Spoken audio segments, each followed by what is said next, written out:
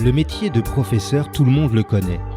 Notre propre parcours d'enfant, puis celui de nos enfants, sont jalonnés de profs, tels des repères dans le temps, mais aussi des repères dans l'accès aux multiples savoirs dont ils sont les garants. Le professeur exerce un métier qu'il a choisi, il l'exerce avec rigueur et compétence. Mais avant de se fondre dans l'entité enseignement, les profs sont des femmes et des hommes. Des femmes et des hommes formidables, des bâtisseurs aux multiples facettes. Je suis Christophe Salomé, professeur des écoles depuis une trentaine d'années, et depuis 15 ans, je me promène d'école en école en tant que maître remplaçant.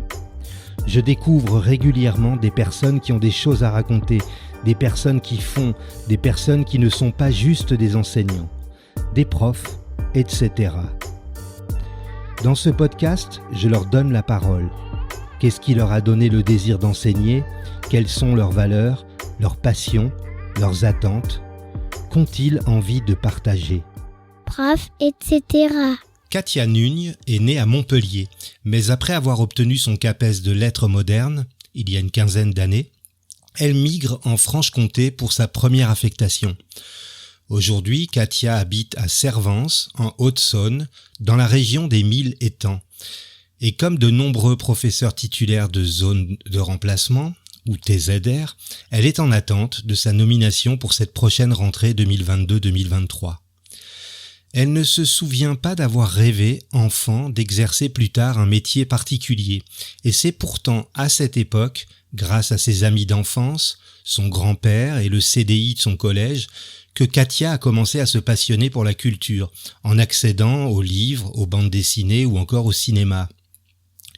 Son parcours professionnel est très varié, sans doute parce qu'elle a travaillé comme remplaçante pendant les 6 premières années de sa carrière.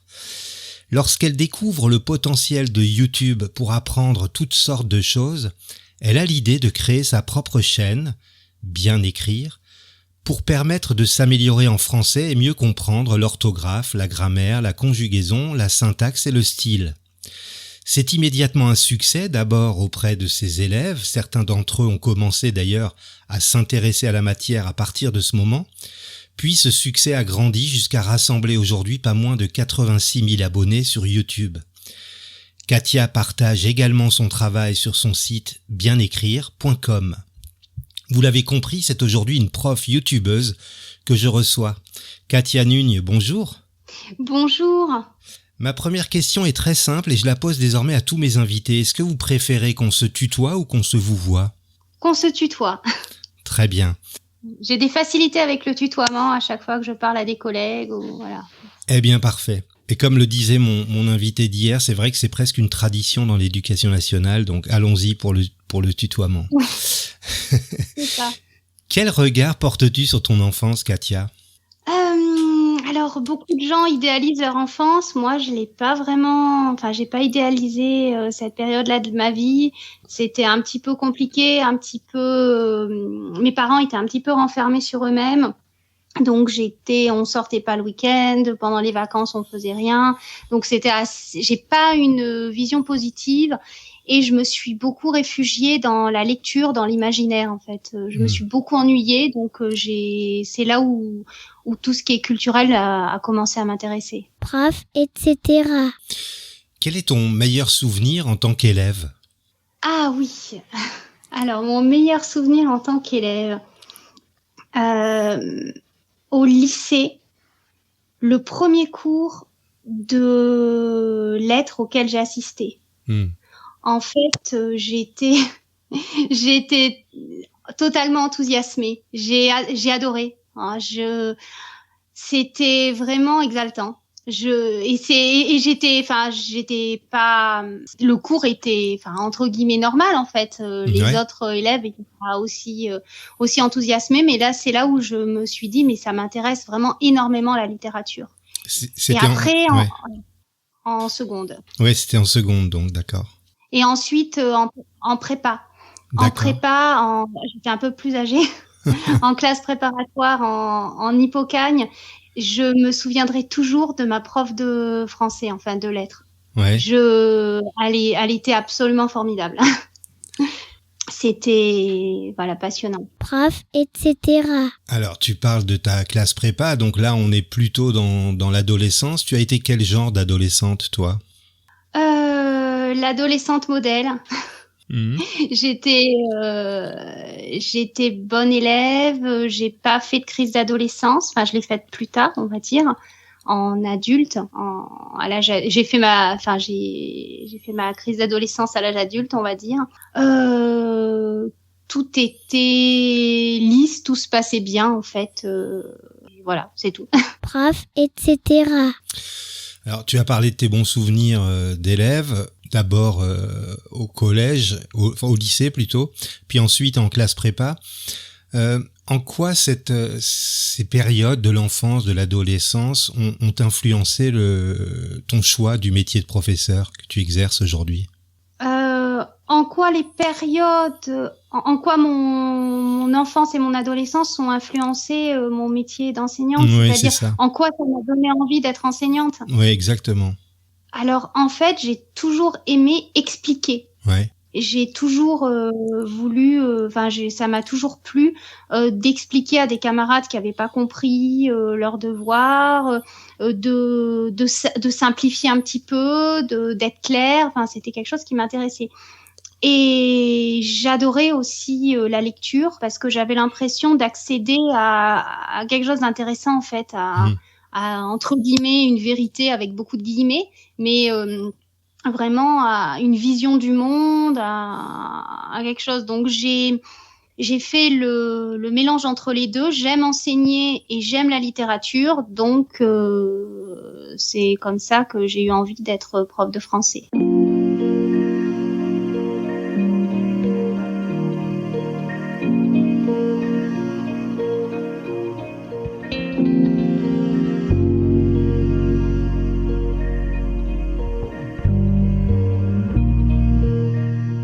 Je le disais dans ton portrait, c'est en utilisant toi-même les plateformes de diffusion de vidéos ou de podcasts que l'idée de partager ton expertise est née. J'imagine qu'il t'a fallu une bonne mise à jour de tes compétences numériques. Alors quel a été ton cheminement pour arriver à la production et à la diffusion de tes vidéos sur YouTube ? D'accord. Alors, en termes de compétences numériques, en fait, j'adore apprendre, donc j'apprends beaucoup en ligne, en fait. J'apprends beaucoup sur YouTube ou autre. Donc, je me suis formée un petit peu toute seule. Alors, mon parcours d'un point de vue technique, ça a été, j'enregistre des PowerPoint. Ouais. J'enregistre mon écran et je parle en voix off derrière. Ouais. Et je diffuse ça. Donc j'ai diffusé ça sur YouTube à mes élèves et sur YouTube, etc. Et petit à petit, la technique a évolué. Donc après, là, depuis, ça fait 1 an que je me filme moi. Je me cache plus derrière un PowerPoint. Au début, je voulais pas me montrer en fait. Je disais bon, il faut que ce soit sérieux. Donc pour être sérieux, on fait un tableau où on marque tout. Et finalement, moi, je suis secondaire. Mais au final, en classe, le prof est pas secondaire en fait. C'est lui qui crée l'interaction. C'est l'enseignant qui gère. Qui est dans la communication, donc la communication se fait en se montrant. Ouais, je m'étais questionné là-dessus puisque ta chaîne existe depuis 7 ans et ce n'est que depuis peu de temps finalement que tu apparais dans tes vidéos en chair et en os. Alors, si je comprends bien, c'est un petit peu pour transposer ce qui se passe en classe de manière dématérialisée sur une vidéo, pour ressembler le plus possible à ce qui peut se passer entre un professeur et ses élèves en classe. C'est bien ça ? Oui, parce que le relationnel est très important en classe, alors il l'est aussi sur YouTube en fait. Ouais. Et pendant le confinement, en fait, l'interaction, ça aurait été important que pendant le confinement, je me montre en fait. Ouais. Et j'ai vu quand je suis revenue, donc après le confinement, quand on avait les masques en permanence, quand par exemple, je donnais des dictées à préparer à mes élèves où je me filmais en train de donner la dictée. Ouais. Et en fait, les élèves disaient, c'est formidable, on voit votre visage en entier et il n'y a pas le masque. Rien qu'en termes d'interaction, en fait, ils étaient contents de voir leur prof sans masque. Ouais. Et donc, l'interaction est importante. Mais par contre, ça qui m'a bloqué pendant longtemps, c'est premièrement le fait quand même de se filmer et de mettre ça en ligne. C'est quand même une démarche qu'il faut oser faire. Et puis, l'aspect technique est quand même assez conséquent, en fait. Ouais, parce que là, tu rajoutes une couche de travail considérable en mixant à la fois ta vidéo, enfin ton image, et puis celle de ton cours, toujours en PowerPoint. Ouais, c'est ça. Ça demande plus de technique. Alors, je me fais aider par mon conjoint. D'accord. Voilà, et on fait un travail d'équipe. C'est bien. Prof, etc. Alors, il y a énormément de contenu sur ta chaîne. Ça représente combien de vidéos à ce jour ? 630, je dirais. 630. Alors après, quand je dis 630, il y en a qui font 15 secondes. Oui. Il faut bien être clair. Oui, alors d'autant plus que tu as étendu un peu ton action sur les nouvelles formes de vidéos, les shorts, et notamment tu diffuses également des contenus sur TikTok maintenant, n'est-ce pas ? C'est ça. Alors je vais t'en parler. Je viens de regarder, c'était 719 vidéos. D'accord. Ça inclut tous les shorts, évidemment. Mhm. Et il y en a, et aussi des vidéos qui avant les shorts étaient très courtes. Mhm. Donc je diffuse le même contenu sur TikTok et sur YouTube. Donc j'ai vu que ce format avait un impact en fait. Ouais. Et parce que j'ai accès aux statistiques de visionnage et quelle que soit la longueur de ma vidéo, en fait, les gens regardent très peu. C'est-à-dire que je vais avoir sur une vidéo de 10 minutes, souvent elle est regardée 3 minutes. Mhm. Donc, par contre, sur une vidéo de 30 secondes, en général, elle est regardée 25 secondes. Ouais. Donc, finalement, un format court est regardé, alors qu'un format long n'est regardé que par les gens les plus intéressés. Ça confirme un peu ce qu'on peut expérimenter en classe aussi. Si le prof parle trop en classe, il prend le risque d'un décrochage d'une grande partie de son auditoire. Donc, on retrouve finalement les mêmes mécanismes, que ce soit en présentiel ou en distanciel, comme on dit aujourd'hui. Oui, comme on dit aujourd'hui, oui. Oui, tout à fait. On se rend compte qu'en classe, il faut être synthétique dans ce qu'on dit, sinon on n'est pas compris. Mais c'est exacerbé sur Internet, bien sûr. Oui. En classe, ils font quand même un effort pour écouter les consignes jusqu'au bout. Prof, etc. Alors, tes vidéos balayent tout le champ de ce que l'on retrouve dans l'étude de la langue. Comment construis-tu ta ligne éditoriale de la chaîne ? Alors, la ligne éditoriale, je l'ai fait évoluer, mais alors, ce que j'ai fait, c'est au départ, j'ai commencé par faire toutes les vidéos sur lesquelles j'avais l'impression d'apporter que ça a un intérêt en termes d'explication. C'est-à-dire tous les thèmes sur lesquels je me disais, j'explique plutôt pas mal ce thème. Mmh. Donc, j'ai commencé j'ai tout fait de façon très chaotique, en fait. J'ai commencé un petit peu n'importe où. Mmh. Sur tout ce qui me venait. Ensuite, j'ai fait une structure grammaire, orthographe, conjugaison avec une numérotation. Ouais. Et là, sur les shorts, je repars en chaotique, c'est-à-dire que dès que j'ai une idée, je la note.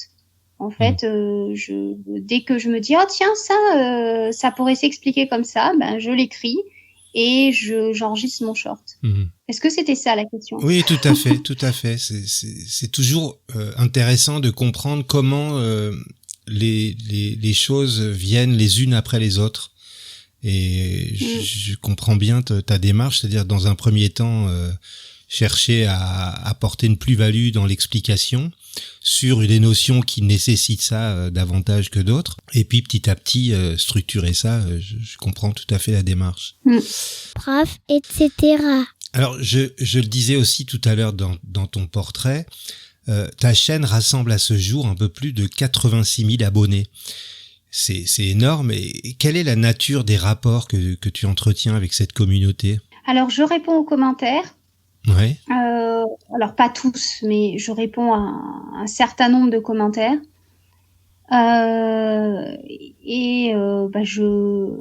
on dirait, je like les commentaires. Ouais. Voilà. Voilà, donc mais par contre, il faut bien comprendre sur les 86 000 abonnés, il y en a qui se sont abonnés en voyant une vidéo et qui ensuite ne sont pas revenus, parce que sinon, Ouais, si les 86 000 abonnés étaient totalement actifs, en fait, j'aurais 86 000 vues par vidéo. Oui, bien sûr. Et c'est pas le cas du tout. Et est-ce qu'il t'arrive que des élèves ou des professeurs, des collègues, par exemple, te demandent de produire tel ou tel contenu?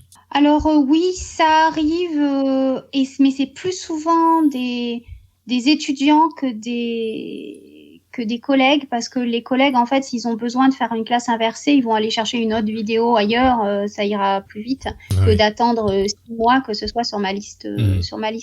Donc quand j'ai une proposition, par exemple, est-ce que tu pourrais traiter tel sujet, je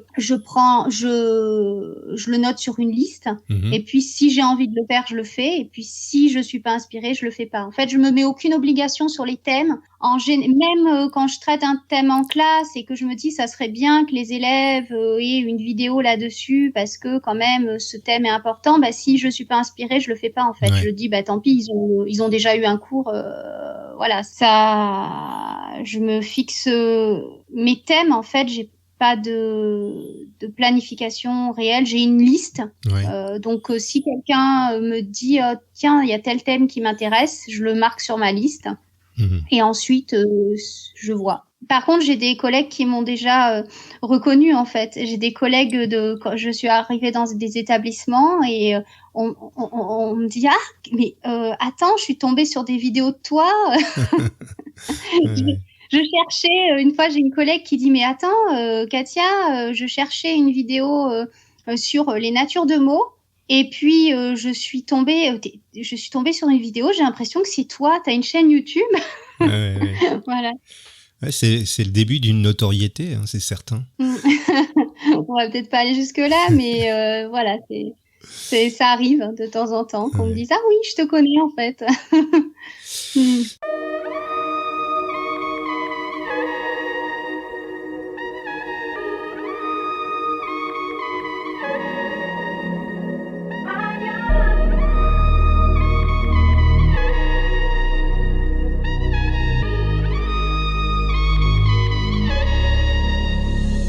Tu parles souvent d'apprentissage structuré.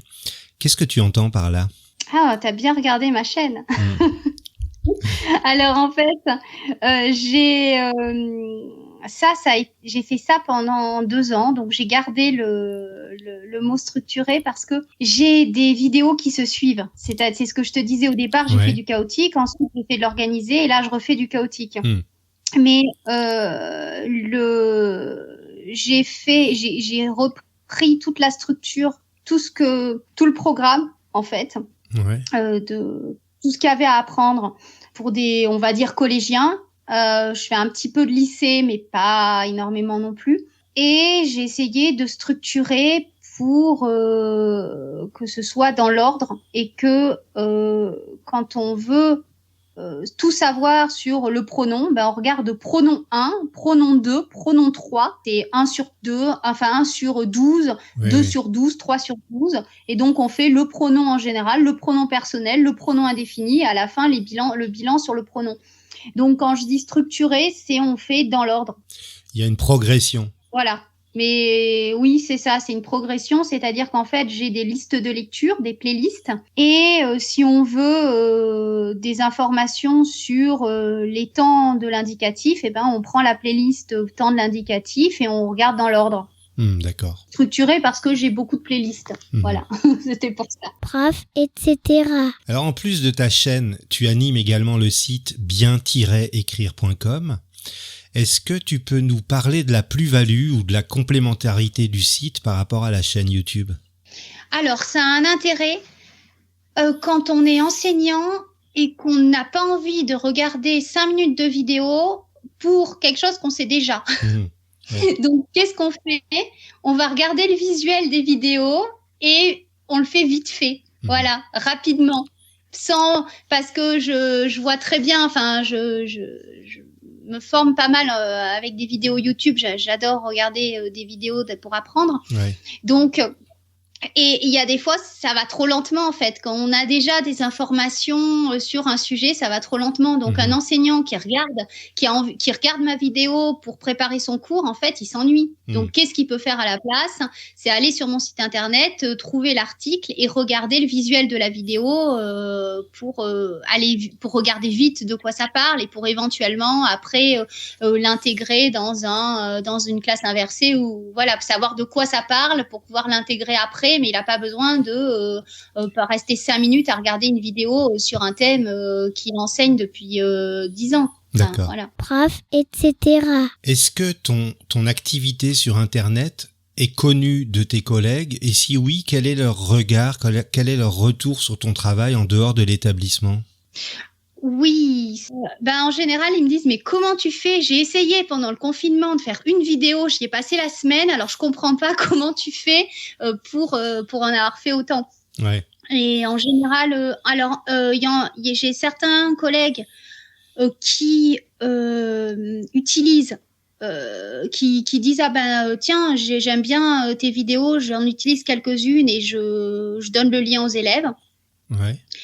Il y en a qui en fait ne se préoccupent pas spécialement de ça parce qu'ils se disent c'est du numérique et le numérique a quelquefois un peu mauvaise presse, donc ils disent YouTube c'est pas un endroit où apprendre, voilà. Donc il y en a qui en ont rien à faire, il y en a que ça intéresse, qui trouvent ça bien en fait. Tu as jamais eu des collègues d'autres matières par exemple qui t'ont demandé des conseils pour eux-mêmes se mettre à créer une chaîne ou à créer des contenus sur Internet? Ça t'est jamais arrivé ça? À première vue, non. Alors, est-ce que j'ai eu déjà des collègues d'autres matières qui me demandent des conseils? Non. On avait envisagé avec des collègues un projet avec des élèves pour apprendre aux élèves à faire des capsules eux-mêmes. Ouais. Parce que forcément, la meilleure manière d'apprendre, c'est d'expliquer. Donc, on avait envisagé ça. Et puis finalement, l'année d'après, j'étais dans un établissement vraiment loin. Je pouvais pas, vraiment lointain. Je pouvais pas faire le trajet pour collaborer avec tes collègues. Au départ, je m'étais dit, je le ferai en parallèle. Et puis, j'avais 2 établissements. C'était l'année dernière. Un collège, un lycée, à 1 heure de route l'un de l'autre. Enfin, voilà. Ouais. La vie des désert. Ouais. Et donc, j'avais dit, non, ce sera pas possible. Mais sinon, non, j'ai pas eu de collègues qui... Enfin, si, j'ai des collègues qui me demandent d'un point de vue technique, en fait. Ouais. Qui me disent, tiens, comment tu fais? Juste par curiosité, parce que moi, j'ai déjà essayé de faire ça. Ouais, d'accord. Mais ils me disent, enfin, c'est pas dans le but de faire des vidéos, je pense pas. Voilà.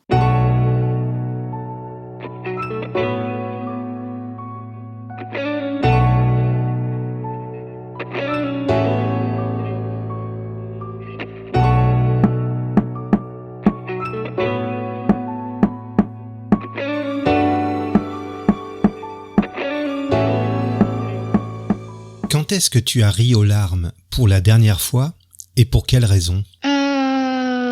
Devant un film comique. Tu te rappelles duquel? J'ai vu que il reprogrammait les films avec Pierre Richard là récemment, La Chèvre et Les Compères et autres. Ouais. Ah, j'adore. J'avais beaucoup ri à l'époque. Ça date un peu, mais c'est toujours aussi efficace. Oui, j'aime beaucoup cet humour-là, totalement. Non, je sais plus, mais en général, je rigole surtout, devant les films. Prof, etc. Est-ce que tu peux me citer un moment préféré de ta journée, qu'il soit professionnel ou plus personnel? Oui, alors le moment préféré de ma journée, le repas du soir.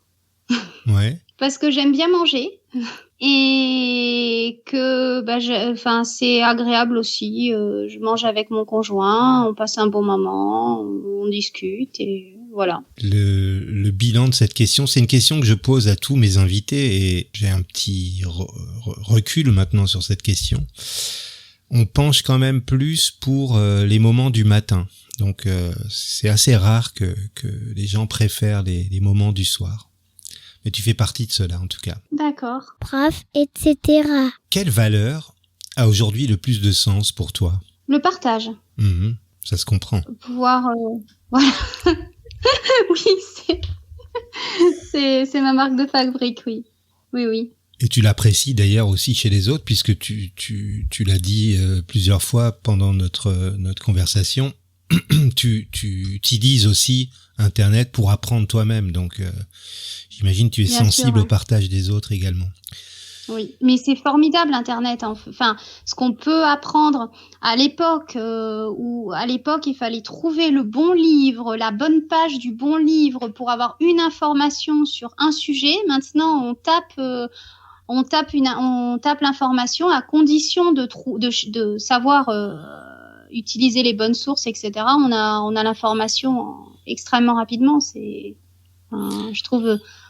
J'aurais rêvé de ça quand j'étais enfant, en fait. C'est ce que j'allais dire. Pour toutes les personnes qui ne sont pas nées avec ces technologies, c'est quelque chose de fascinant parce que moi, je me rappelle, enfant ou même adolescent, d'avoir eu des questionnements sur lesquels je n'avais pas forcément de réponse. Soit parce que je ne posais pas ces questions aux bonnes personnes ou parce que mes parents ne connaissaient pas forcément la réponse. Et donc, c'est quelque chose qui finalement aujourd'hui n'existe plus puisqu'on peut avoir des réponses sur absolument toute question qu'on peut être amené à se poser. Donc ça change vraiment complètement le rapport aux choses. Oui. Et à l'époque, tu cherchais une information, tu trouvais une demi-page au fin fond d'une encyclopédie à la bibliothèque. Ouais. T'étais content d'avoir trouvé ta demi-page et tu retrouvais un deuxième livre avec un autre tiers de page et tu disais waouh, j'ai un fragment d'information. Aujourd'hui, tu as 26 sites internet qui parlent de ça et tu peux avoir l'information dans la journée. Enfin, c'est vrai. C'est incroyable. Alors la difficulté aujourd'hui, c'est d'être capable de valider l'information parce que ce qu'on trouve sur internet n'est pas forcément une vérité absolue, ce qui était moins le cas avec des diffusions plus traditionnelles comme le livre ou des émissions de télé ou de radio. Je me rappelle qu'à l'école élémentaire, il y avait une série de temps en temps d'émissions qui passaient dans le cadre de je crois que ça s'appelait d'ailleurs la télévision scolaire. Et bon, on n'avait pas à se préoccuper de la qualité de l'information. C'est extrêmement dur pour les jeunes. J'ai l'impression que notre génération encore, on s'en sort pour trouver les bonnes sources. Mais alors, les jeunes ont beaucoup de mal à ne pas croire tout ce qu'ils lisent sur Internet. Le nombre de fois où j'ai entendu un adolescent me dire ah ben oui, mais je l'ai vu sur Internet, donc c'est vrai. Ouais. C'est catastrophique. Ouais.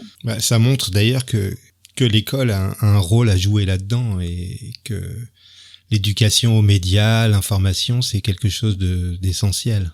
Les professeurs documentalistes travaillent énormément là-dessus et j'ai fait des séances avec des professeurs documentalistes qui ont vraiment les bons outils pour l'information aux médias, qui ont vraiment ce qu'il faut pour expliquer aux élèves comment on trouve de l'information pertinente. Prof, etc. Quelle compétence ou capacité qui te rend bien des services tous les jours dans ta vie te rend un peu fier? Je m'adapte bien. C'est-à-dire qu'en fait, là, par exemple, je sais pas où est-ce que je serai dans une semaine, mais ça me pose pas de problème, en fait. Ouais. C'est-à-dire pas faire au dernier moment, mais en fait, j'ai pas de programme préétabli de tout, en fait. J'arrive dans une situation et je fais ce qu'il y a à faire, en fait. Je m'adapte aux problèmes en cours, en fait. Je suis pas rigide, voilà. Mais moi aussi, j'étais longtemps remplaçant et tu trouves pas qu'il y a une certaine forme d'excitation à aller vers la surprise comme ça, en attendant un peu le dernier moment pour savoir ce qui va être bientôt notre quotidien. Moi, je trouvais ça vraiment excitant. Moi aussi, oui. Et j'ai des collègues qui me disent mais ça va, c'est pas trop dur parce que au mois de juin, tu sais pas où est-ce que tu seras en septembre. Ouais. Je leur dis non, mais c'est très bien. Ouais, c'est Tant vrai. mieux. En plus, nous, dans le premier degré, ça pouvait être un grand écart, c'est-à-dire que on peut intervenir aussi bien en petite section de maternelle le lundi matin et en CM2 l'après-midi ou le lendemain. Donc ça peut parfois donner lieu à des écarts considérables. Nous, il y a 3 semaines quand même. En général, on met un remplaçant pour 3 semaines, donc on est 3 semaines au même endroit. Par contre, oui, ça m'est arrivé d'enseigner en 6e et puis un mois plus tard d'enseigner en BTS. C'est pas, enfin, il y a un écart important aussi chez nous. Ouais, c'est vrai. Prof, etc. Si tu pouvais te mettre dans la peau de quelqu'un d'autre, vivant ou mort, pour une journée seulement, tu choisirais qui ? Oula. En plus, j'ai écouté plusieurs de tes audios et puis j'ai rien préparé, mais alors me mettre dans la peau de quelqu'un pour une journée. Ouais, devenir quelqu'un d'autre pour une journée, être à sa place complètement. En fait, je me pose même pas la question. Pourtant, non, je sais pas. Là, comme ça vient pas. Ouais. Je sais pas, ce serait plutôt quelqu'un de ton entourage ou quelqu'un de connu ou un personnage historique. Ouais, justement, je cherchais dans les personnes connues, personnages historiques.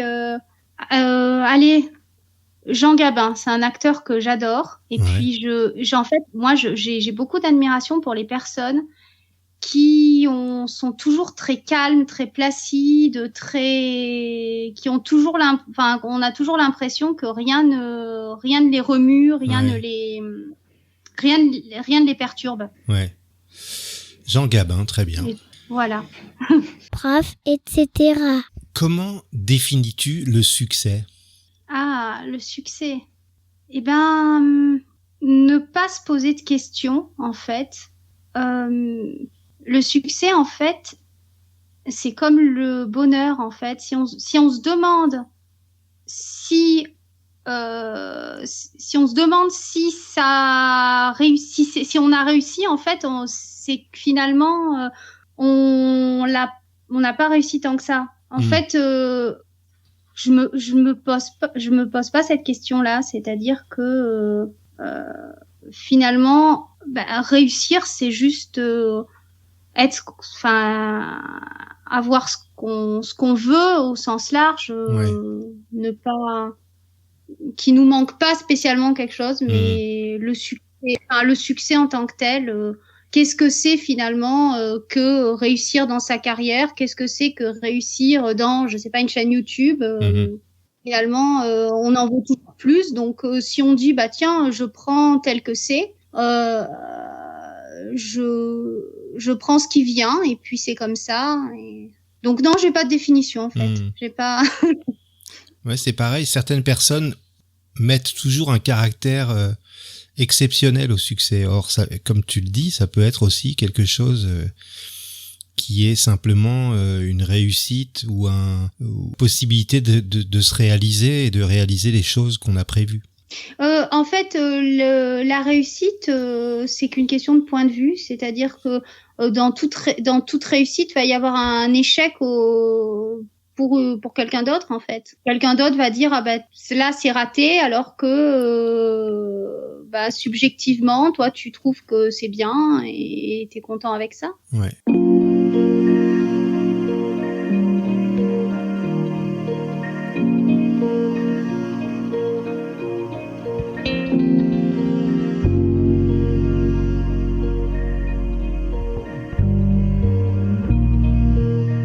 Depuis que j'enregistre cette émission, je me dis toujours que le temps passe extrêmement vite et on arrive déjà à la dernière question de notre échange. Oui. Qu'est-ce que tu te souhaites pour les 2 prochaines années ? De continuer comme je suis maintenant. Moi, la seule chose que je me souhaite et que je souhaite à tout le monde, c'est d'être bien dans ce qu'on fait, en fait. D'être en cohérence avec ses valeurs, d'être d'être soi-même. Enfin, c'est très cliché, mais tu vois l'idée. Oui. Bah, écoute, on va te souhaiter tout l'épanouissement du monde pour tes futurs projets. Je te remercie vraiment d'avoir accepté mon invitation à participer à ce podcast. Merci pour ton invitation, c'était très sympathique. Je mettrai les références de ta chaîne YouTube, bien sûr, et le lien d'accès à ton site en description de cet épisode. Si vous appréciez ce podcast, n'hésitez pas à vous abonner à Prof, etc. sur votre plateforme de diffusion préférée. Si vous avez envie de m'aider, vous pouvez m'offrir des étoiles, 5 de préférence, sur l'application podcast depuis un iPhone ou un iPad, ou sur iTunes depuis un ordinateur. Et vous pouvez également y laisser un commentaire. Si vous aussi vous avez envie de partager votre côté etc. avec les auditeurs, écrivez-moi sur Twitter ou sur la page Facebook de Prof, etc. À très bientôt.